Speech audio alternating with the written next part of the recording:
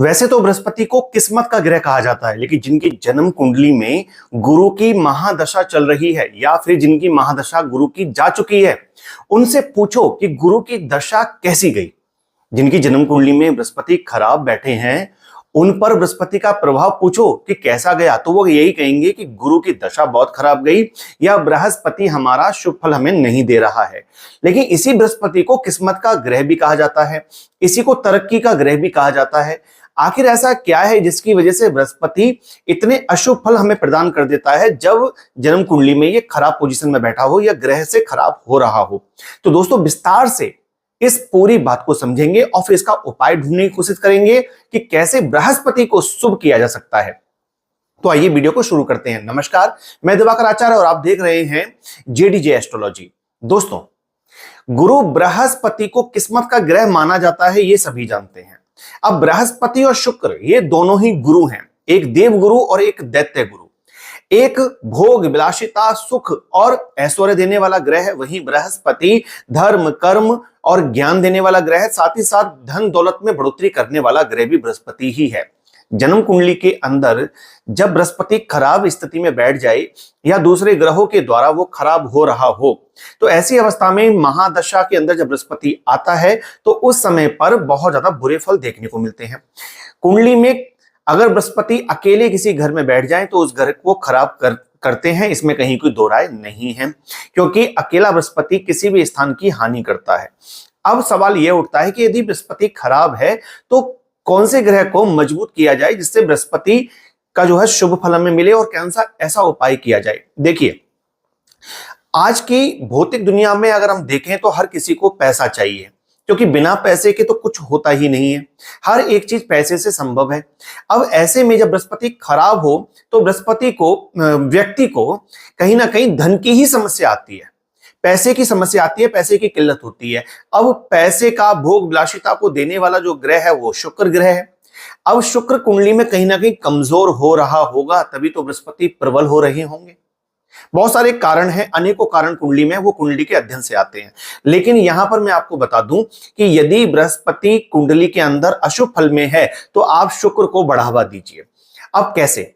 आप स्वयं इस बात का निर्धारण करिए कि आपकी जिंदगी में कौन कौन सी सुख सुविधाएं नहीं है। जैसे कि क्या आपका गृहस्थ जीवन जो है खराब है? क्या आपकी स्त्री के साथ या आपके पति के साथ में आपके संबंध खराब हो रखे हैं? तो सीधी सी बात है कि आपका शुक्र कहीं ना कहीं कमजोर पड़ रहा है। साथ ही साथ यदि आपका जीवन साथी रोगी रहता है, बीमार रहता है, तो भी आपका शुक्र कमजोर है। इसके अलावा हम बात करें कि आपके जीवन के अंदर धन धान्य की कमी है, ऐश्वर्य की कमी है आपके जीवन के अंदर, तो शुक्र कमजोर पड़ रहा है। अब गुरु की यहां पर हम बात कर रहे थे तो शुक्र को जोड़ के कर रहे हैं। अब शुक्र को जोड़कर जब हम देखेंगे कि जीवन में जब शुक्र संबंधित चीजें कम पड़ रही हैं और गुरु संबंधित चीजें, यानी कि आप बहुत पूजा पाठी हो, आप बहुत ज्यादा पूजा करते हो, व्रत करते हो, अनुष्ठान करते हो, लेकिन उसके बाद आपकी जिंदगी से तकलीफें जाने का नाम नहीं ले रही। आप जितना अधिक पूजा करते हो उतनी तकलीफें बढ़ रही हैं और आप परेशान हो कि ऐसा क्यों हो रहा है। आपने तो कोई भी व्रत नहीं छोड़ा, आपने तो कोई भी पूजा पाठ नहीं छोड़ी।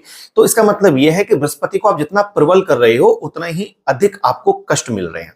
तो इसका एक सीधा सीधा मैसेज जाता है कि आप शुक्र को मजबूत करें। अब कैसे? अब उपाय को समझिए, उपाय को सुनिए। बहुत लाजवाब उपाय है, बेहतरीन रिजल्ट आपको मिलेंगे। अब ऐसे में बृहस्पति आपका यदि शुभ है और आप शुक्र को और शुभ करना चाहते हो बृहस्पति के शुभ रहने के साथ साथ, तो भी आप उपाय कर सकते हो। और अगर यदि आप बृहस्पति को और शुक्र दोनों को शुभ करना चाहते हो तब भी कर सकते हो। उसमें कहीं कोई परहेज नहीं है कि ये व्यक्ति कर सकता है दूसरा व्यक्ति नहीं कर सकता। देखिए, बुधवार की रात में आप चने की दाल को भिगो के रख दीजिए पानी के अंदर। सुबह तक वो दाल फूल जाएगी, खाने योग्य हो जाएगी, यानी कि कच्ची खाई जा सकती है। तो ऐसे में आपको क्या करना है कि रात को भिगो दी, बुधवार की रात को, गुरुवार की सुबह उस दाल में से पानी को निकाल लेना है और उसके बाद उसमें कुछ गुड़ के छोटे छोटे टुकड़े डाल करके इस जो है दाल को आप गाय को खिलाइए। गुरुवार के दिन गाय को ये वाली दाल खिलाना शुरू कर दीजिए प्रत्येक गुरुवार को। देखिए, चने की दाल बृहस्पति है और गाय शुक्र है।